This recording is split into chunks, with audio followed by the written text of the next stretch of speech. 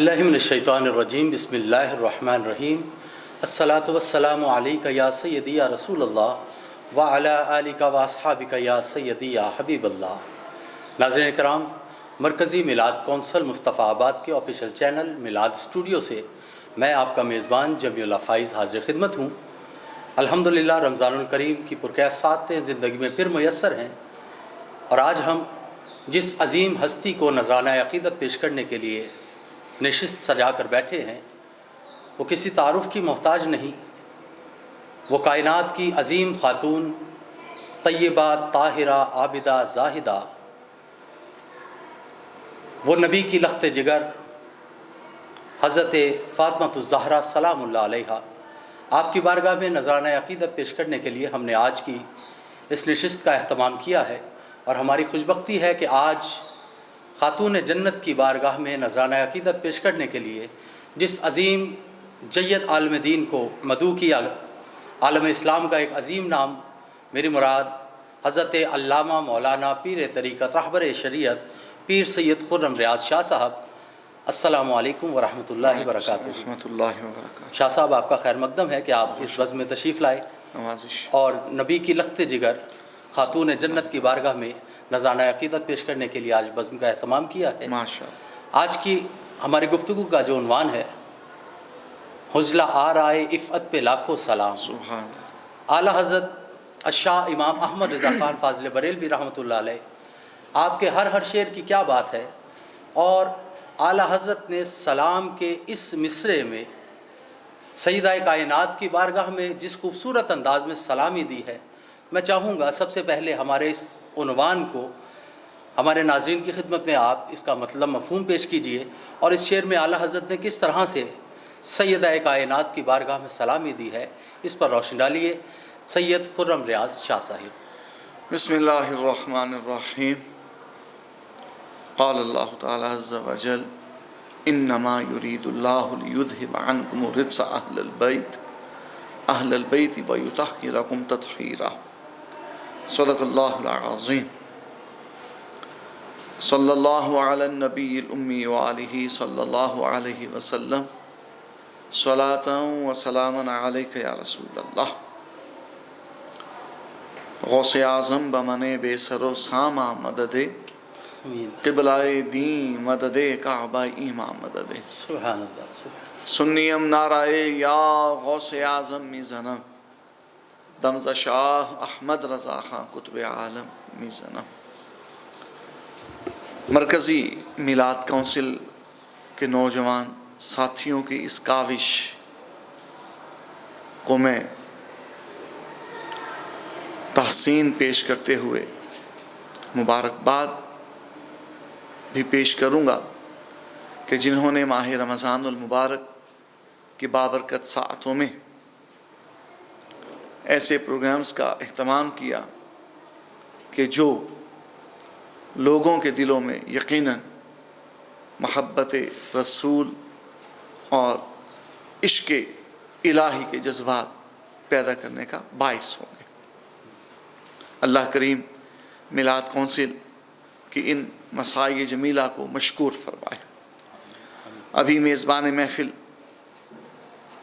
بتا رہے تھے ناظرین کو کہ آج کے اس پروگرام کا جو عنوان ہے وہ سیدی اعلیٰ حضرت امام اہل سنت مجدد دین و ملت امام احمد رضا رحمۃ اللہ تعالی علیہ، کہ جن کا نام ہی عشق رسالت مآب کی ایک علامت ہے، محبت صحابہ ہو یا عقیدت اہل بیت، اعلیٰ حضرت دونوں میدانوں میں رہنمائی کرتے نظر آتے ہیں۔ تو آپ کا شہرۂ آفاق سلام، مصطفیٰ جان رحمت پہ لاکھوں سلام، شمع بزم ہدایت پہ لاکھوں سلام۔ اس سلام میں آپ نے حضور کی بارگاہ میں سلام عرض کرنے کے بعد صحابہ کرام اور اہل بیت اطہار، اور پھر ائمہ مجتہدین، غوث اعظم، اور پھر اپنے پیران گرامی، اور پھر جمیع اہل ایمان پر صلاۃ و سلام کے پھول نچھاور کیے ہیں۔ اسی میں آپ کا یہ فصاحت و بلاغت کا شاہکار شعر، ظاہری باطنی حسن بیان کا شاہکار شعر جس میں کوثر و تسنیم کی پاکیزگی بھی ہے اور شراب طہور کی لذت بھی ہے، جس میں نورانیت بھی ہے، حقانیت بھی ہے اور دلوں کے لیے بالیدگی بھی ہے۔ یہ ایسا مبارک شعر ہے کہ گردنیں عقیدت سے جھکتی چلی جاتی ہیں، سبحان اللہ۔ نگاہیں بچھتی چلی جاتی ہیں۔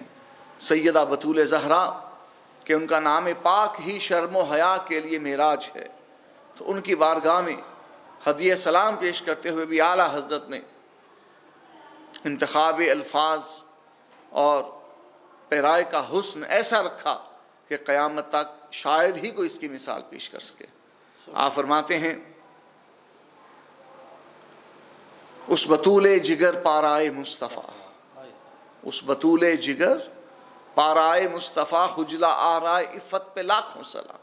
سبحان اللہ۔ اور اسی مقام پہ اعلیٰ حضرت رحمۃ اللہ علیہ نے سیدہ بطول زہرا بی بی فاطمہ خاتون جنت رضی اللہ تعالیٰ و تبارک عنہا کی چوکھٹ پر جبین عقیدت رکھتے ہوئے صلاۃ والسلام کا یوں نذرانہ پیش کیا کہ سیدہ ظاہرہ طیبہ طاہرہ جان احمد کی راحت پہ لاکھوں سلام، جس کا آنچل نہ دیکھا مہو مہر نے اللہ۔ اس ردائے نزاہت پہ لاکھوں سلام۔ سیدہ کونین جگر پارہ رسول حضرت بی بی فاطمہ خاتون جنت رضی اللہ تعالیٰ عنہ، آپ کی سیرت طیبہ میں اللہ کریم نے بہت محاسن رکھے، محامد رکھے، شمائل، فضائل، مناقب کا شاہکار ہے آپ کی سیرت مبارکہ۔ آپ کی سیرت طیبہ میں سخاوت، جود و کرم، عفو و درگزر، عبادت، ریاضت، زہد و تقوی سب علی وجہ الکمال موجود ہے۔ اور ان مناقب کے ساتھ، ان فضائل کے ساتھ، ان شمائل کے ساتھ، ان محاسن اور محامد کے ساتھ آپ کا ایک عظیم مرتبہ آپ کی شرم و حیا ہے۔ سبحان اللہ۔ سیدہ بی بی فاطمہ کی شرم و حیا کو نظر عقیدت پیش کرتے ہوئے اعلیٰ حضرت فرماتے ہیں اس بطول جگر پارائے مصطفیٰ، حجلہ آرائے عفت پہ لاکھوں سلام۔ مطلب یہ کہ بی بی فاطمہ ایک تو رسول پاک کے جگر کا ٹکڑا ہیں اور دوسرا بطول ہیں، یعنی ہر پاکیزگی کا شاہکار، ہر طیب و نزہت کا شاہکار، ہر نفاست کا کمال آپ پر قربان۔ آپ کی ذات ایسی ذات ہے۔ بطول اس پاک ذات کو کہتے ہیں جو دنیا میں رہ کر بھی دنیا سے کٹی ہو، جو دنیا میں رہ کر بھی دنیا سے لا تعلق رہی ہو، جو دنیا میں تو رہی ہو لیکن اس کے دل میں اللہ کے جلوے بستے ہوں، اس کی آنکھوں میں اللہ کے جلوے بستے ہوں، اس کے لب و لسان پر اللہ کے انوار کی صدا برکھا برستی ہو۔ اور حضور کا آپ خون ہیں، حضور کا لہو ہیں۔ اور یہاں پہ مجھے اعلیٰ حضرت کا ایک اور سلامی شعر یاد آنے لگا۔ آپ فرماتے ہیں خون خیر الرسل سے ہے جن کا خمیر، ان کی بے لوث طینت پہ لاکھوں سلام۔ طینت میں بے لوث ہونا یہ آل رسول کا کمال ہے۔ طینت میں، اپنی تخلیق میں، اپنے وجود میں، اپنی روح میں، اپنے افعال میں، اپنے محاسن کمالات میں بے لوث ہونا یہ خون خیر الرسل کا ہی کمال ہے۔ خون خیر الرسل سے ہے جن کا خمیر، ان کی بے لوث طینت پہ لاکھوں سلام۔ تو اعلیٰ حضرت فرماتے ہیں سیدہ بی بی فاطمہ کی بارگاہ میں عقیدت کے پھول یوں پیش کرتے ہیں حجلہ آرائے عفت پہ لاکھوں سلام۔ مطلب یہ کہ بی بی فاطمہ کا نام ہی شرم و حیا کی ضمانت ہے۔ بی بی فاطمہ کا نام شرم و حیا کے لیے وجہ قرار ہے۔ بی بی فاطمہ کا نام کسر حیا، اگر شرم و حیا کو ایک محل تصور کیا جائے تو اس محل میں جو ملکہ رہتی ہیں وہ بی بی فاطمہ زہرا ہیں۔ اگر شرم و حیا کو ایک گلستان سے تعبیر دی جائے تو اس گلستان کی بہار کا نام بی بی فاطمہ زہرا ہے۔ اگر شرم و حیا کو افلاک سے تشبیہ دی جائے تو ان افلاک پر جو قدم سجا ہے وہ بی بی فاطمہ زہرا کا قدم ہے۔ اگر شرم و حیا کو عرش سے تشبیہ دی جائے تو اس عرش کی مالکہ کا نام سیدہ بی بی فاطمہ طیبہ طاہرہ ہے۔ حجلہ آرائے عفت پہ لاکھوں سلام۔ یعنی شرم و حیا کے جو منازل مراتب ہیں، ان منازل ان مراتب کی معراج سیدہ طیبہ طاہرہ بی بی فاطمہ کے دم قدم سے ہے۔ آپ کی شرم و حیا اور آپ کی طیب و نصرت کو بیان کرتے ہوئے اعلیٰ حضرت نے اسی مقام پر یوں بھی کہا کہ جس کا آنچل نہ دیکھا مہو مہر نے، اس ردائے نزاہت پہ لاکھوں سلام، کہ بی بی فاطمہ نزاہت کی پاکیزگی کی چادر ہیں، اور ایسی چادر ہیں کہ جس پر غیر محرم کی نظر پڑے یہ تو بہت دور کی بات، شمس و قمر کی کرنیں بھی جس کے آنچل تک نہ پہنچ سکیں، وہ آنچل، وہ چادر، وہ بی بی فاطمہ زہرا کے سر اقدس پہ جلوہ گر ہے۔ اس ضمن میں آپ کی سیرت طیبہ میں محدثین کرام نے جو روایات بیان کی، اگر ہم ان کا مطالعہ کریں تو اس سے یہ بات روز روشن کی طرح عیاں ہے۔ جیسا چونکہ یہ پروگرام آپ کے وصال پاک کی نسبت سے ہے، ماہ رمضان میں آپ کا وصال شریف ہوا، تو آپ نے اپنے وصال کی گھڑی میں حضرت اسماء بنت عمیس کو بلایا، جو حضرت ابوبکر صدیق اکبر کی زوجہ محترمہ ہیں۔ آپ نے مولا کائنات علی مرتضیٰ کو کہا کہ علی آپ جائیں، امیر المومنین ابوبکر صدیق اکبر کو کہیں کہ میری خدمت کے لیے اپنی زوجہ محترمہ اسماء بنت عمیس کو میرے گھر بھیجیں۔ جہاں یہ بات اس حقیقت کو آشکار کرتی ہے کہ سیدہ اسماء بنت عمیس کو حضور کی شہزادی کی خادمہ بننے کا شرف ملا، وہاں پہ اس حقیقت کو بھی آشکار کرتی ہے کہ مولا علی کا اور ابوبکر صدیق کا کتنا گہرا پیار ہے، کہ گھریلو معاملات میں بھی آپ کا آنا جانا ہے۔